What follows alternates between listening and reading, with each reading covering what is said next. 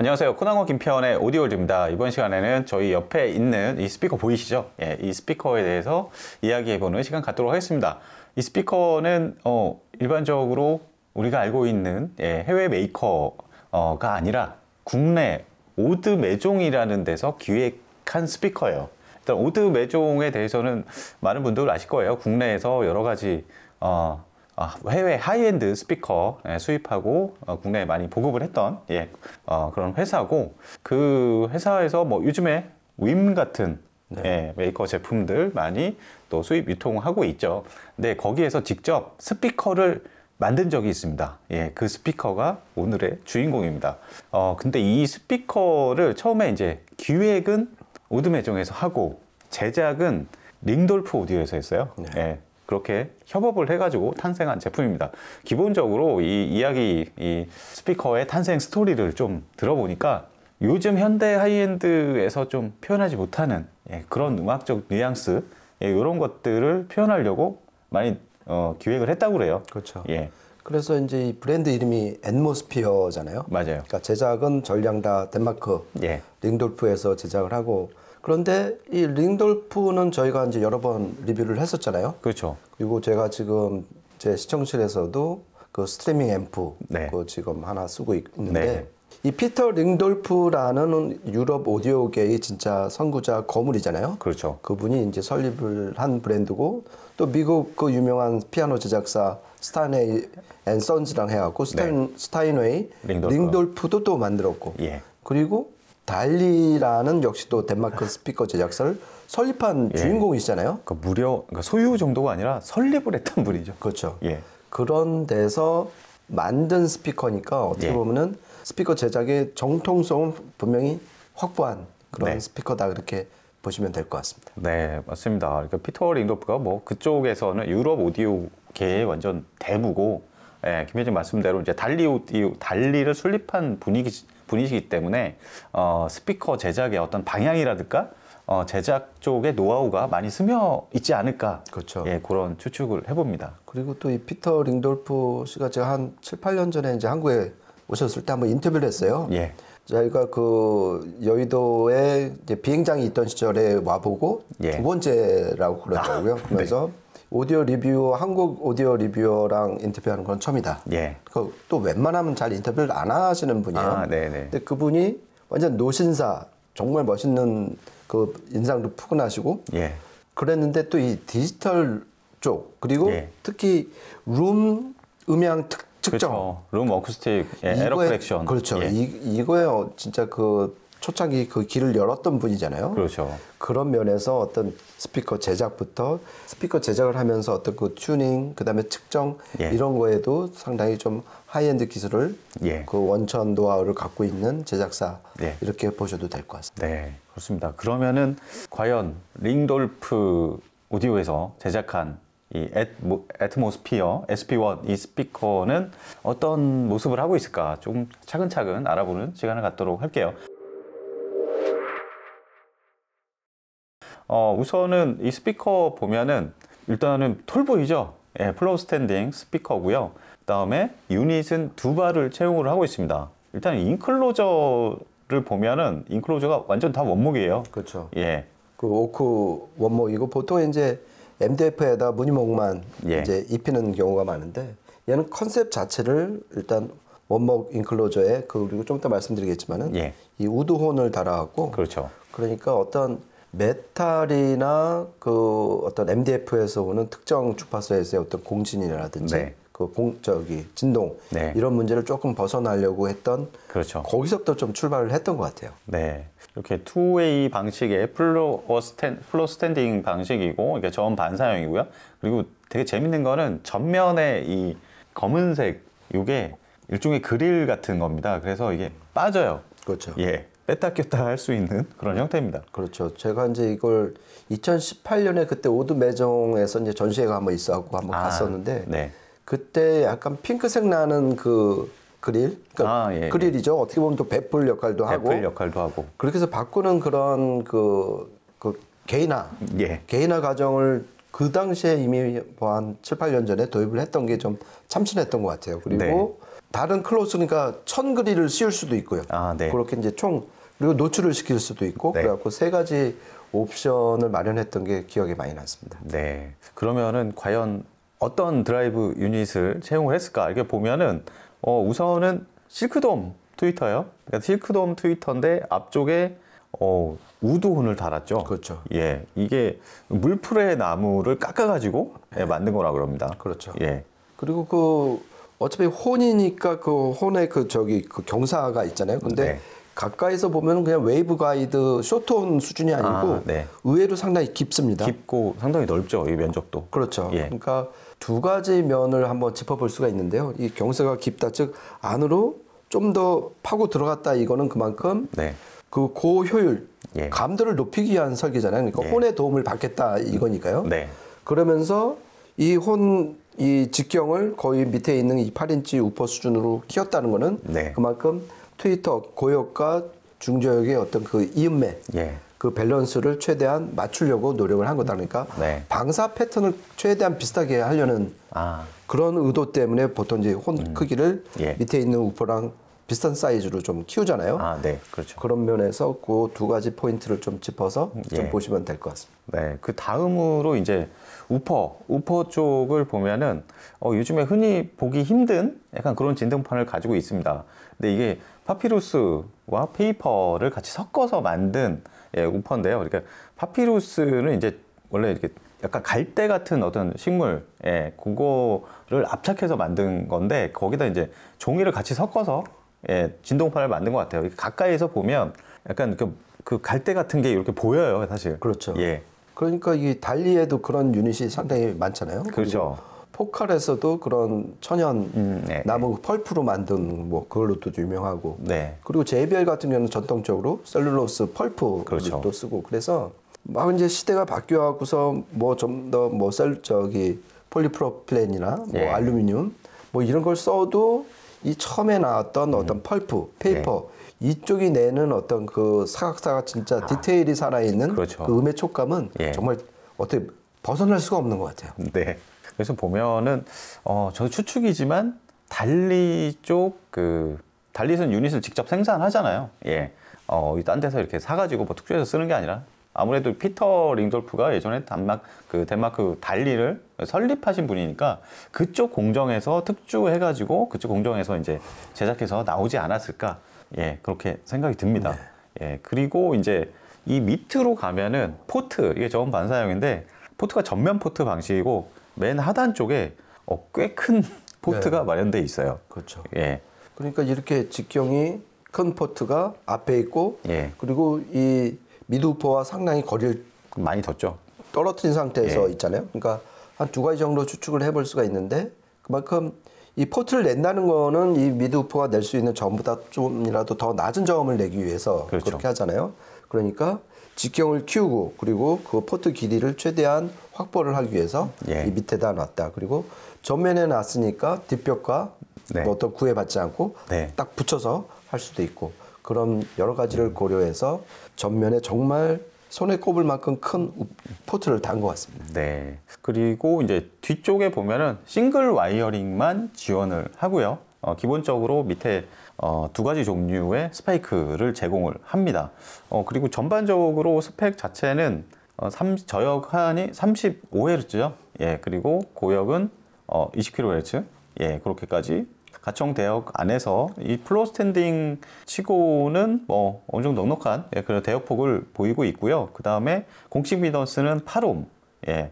그럼 감도가 상당히 높습니다. 93dB로 그렇죠. 발표되어 있는데 이 스피커의 전체 뭐 설계라든가 이런 거 저희가 설명하고 이렇게 들어보시면 아시겠지만 요즘 현대 하이엔드 오디오가 추구하는 막 저능률에 굉장히 뭐 SMB 막 이런 것들을 굉장히 높인 이런 쪽이 아니라 약간은 좀 회고적인 톤의 그런 사운드를 그러니까 소출력의 진공관 앰프로도 술술 나오는 그렇죠. 그런 사운드를 추구한 것 같다는 그런 추측이 들어요. 그렇죠. 예. 그리고 이 앰모스피어라는 브랜드가 앰프도 만드는데 전부 다 진공관 앰프만 만들어요. 그렇죠. 그러니까 진공관 앰프는 요즘에는 뭐 대출력도 나오지만은 기본적으로 소출력 앰프잖아요. 예. 그러니까 그거하고 좀 매칭을 통해서 그리고 더군다나 소프트 돔에 우드온을 달았다는 거는 그러니까 네. 그만큼 효율을 높이고 대출력 앰프보다는 SMB가 좋고 질감이 좋은 네. 앰프랑 이렇게 매칭을 하면은 더 좋은 예. 제작사가 원하는 소리를 들 수 있다.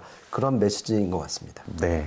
그러면은 앰모스피어 이 스피커에 대한 뭐 설계나 이런 부분은 여기까지 이야기하고요. 실제 소리가 어떨지 한번 저희가 들어봤습니다. 오늘 시스템 청음하고 녹음한 시스템에 대해서 알려드리면 일단은 룬 서버로 웨이버사 시스템 중에 W코어 사용을 했고요. 네트워크 렌더러는 오렌더 A1000을 사용했고요. DAC는 바노디오의 파이어버드 MK3 파이널 에볼루션, 그리고 인티앰프는 아큐페이지의 E5000 이렇게 사용을 했습니다.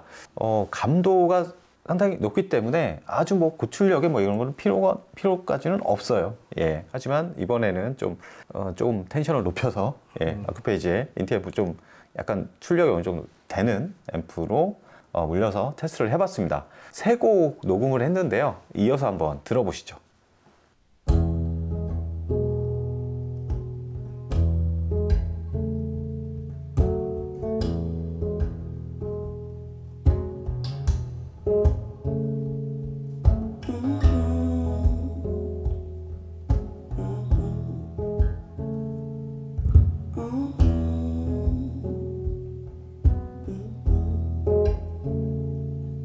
See trees of green, red roses too.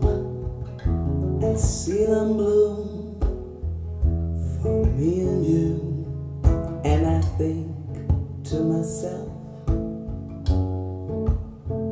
what a wonderful world. I see skies of blue, clouds of white, the bright last day, dark sacred night, and I think to myself, what a wonderful world.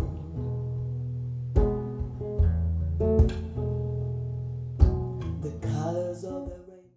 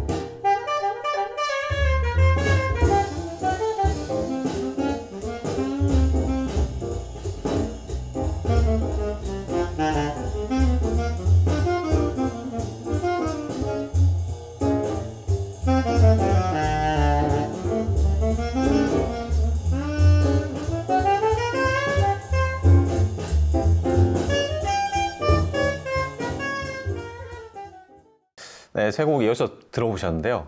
저는 이 스피커를 사실 제 여기 시청실에 작년에 오랫동안 좀 있었어요. 그래서 중간중간 진공관 앰프에 매칭해서 들어봤었는데, 뭐 그때는 이제 진공관 앰프로 매칭했을 때보다 지금 이제 아큐페이즈 이 트랜지스터 앰프로 매칭하니까 확실히 좀 더 해상도가 많이 좀 살아나는 그런 느낌인데, 근데 기본적으로 이게 처음에 막 보컬곡 이런 것만 들어봐도 전반적으로 중역대가 좀 도톰하고, 요즘 현대 하이엔드 스피커랑은 좀 가는 길이 많이 다릅니다. 예, 막 해상도나 막 입체감 이런 것들이 완전 강조되는 이런 소리는 아니고 음색형이에요. 저는 음색형을 그렇고, 음색 자체가 약간 따뜻하면서 되게 온건하면서 그 약간 그 표면의 그 보풀들 이런 것도 잘 느껴지는 약간 그런 느낌이었어요. 그렇죠. 그러니까 전체적인 밸런스가 저희가 이제 이 전에 오늘 이제 오전에 들었던 게 BMW 705S 시그니처였잖아요. 그렇죠. 예. 그러니까 걔하고는 조금 이 음조 이 토널 밸런스가 얘는 상당히 이게 밑으로 갈수록 넓어지는, 그러니까 피라미드형인 것 같아요. 그러니까 중저역의 에너지가 좀 묵직하고 밑으로 무게 중심이 쏠려 있는. 그래서 딱 드는 생각이 이거 좀 예전 레트로한 어떤 시그니처가 있는 그런 사운드를 들려주는데, 저는 개인적으로 뭐 첫 번째, 두 번째 곡 좋았지만 세 번째 그 재즈 곡에서 색스폰이 나왔을 때 얘가 왜 이렇게 저중심 설계를 했고 그리고 트위터 앞에 이 우드온을 배치했는지 그거를 좀 쉽게 알 수 있었던 것 같아요. 그러니까 요즘 이 스피커들이 놓치고 있는 중고역이 그냥 해상력 높고 위로 탁 트인 소리만 추구하다 보니까 중고음이 가졌던 그 에너지의 손실이 상당했었잖아요. 근데 예를 들어보니까 역시 우드온이 이 사람 앞으로 딱 직진성을 높이게 해주잖아요.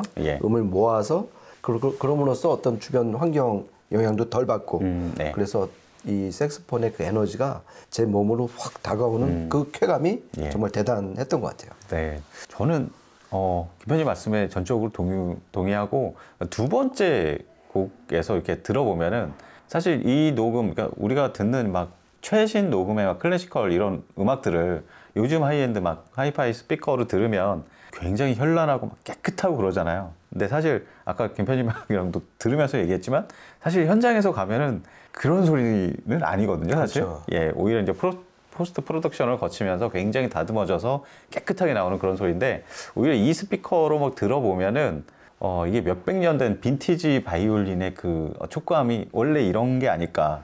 그러니까 저는 그런 느낌이 들었어요. 이 스피커를 들으면서 기존의 막 요즘 막 스피커 뭐 포칼이나 바우슨 윌킨스로 듣는 음악을 듣다가 똑같은 음악을 이 스피커로 들으면 약간 옛날 좀 약간 데카 시절로 돌아간 느낌? 그렇죠. 그런 느낌도 조금 나더라고요. 저는 오히려 그 바이올린 두 번째 곡에서 바이올린 소리를 들어보면은 진짜 그 콘서트 홀에서 들리던 그 바이올린 소리. 그러니까 가장 큰 차이가 뭐냐면은 이 오디오 재생 시스템으로 들으면은 이 바이올린 소리가 생각 이상으로 좀 가볍고 고음을 좀 많이 내는 악기로만 알고 있는데 현장에서 들으면 의외로 큰 소리에 에너지가 넘치고 그리고 저음을 생각 이상으로 많이 내는 악기라는 걸 현장에서 들으면 느끼잖아요. 그렇죠. 그런 거를 두 번째 곡에서 이 스피커가 들려주는 거예요.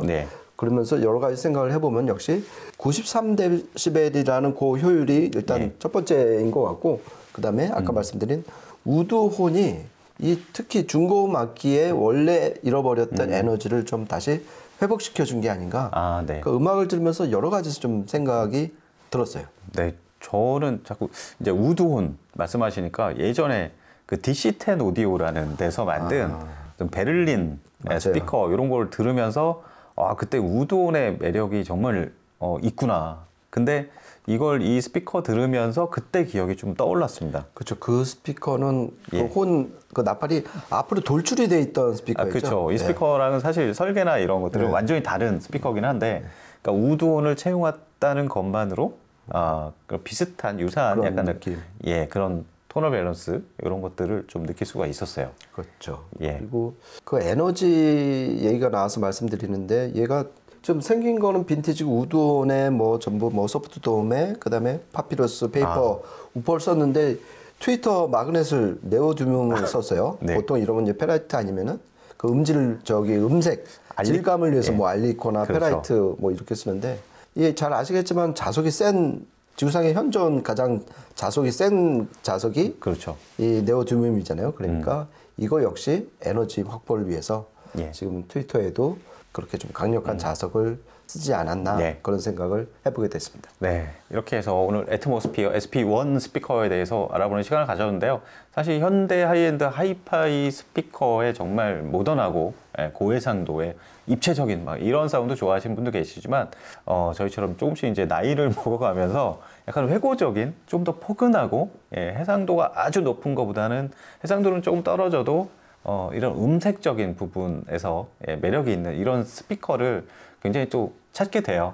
그런 분들한테는 상당히 매력적으로 다가설 수 있지 않을까 그런 생각을 해봤습니다. 그렇죠. 또 하나만 더 말씀드리면은 저희가 들려드린 녹음은 어차피 녹음을 위해서 좀 볼륨을 가능한 범위 내에서 좀 올려서 녹음을 했는데 네.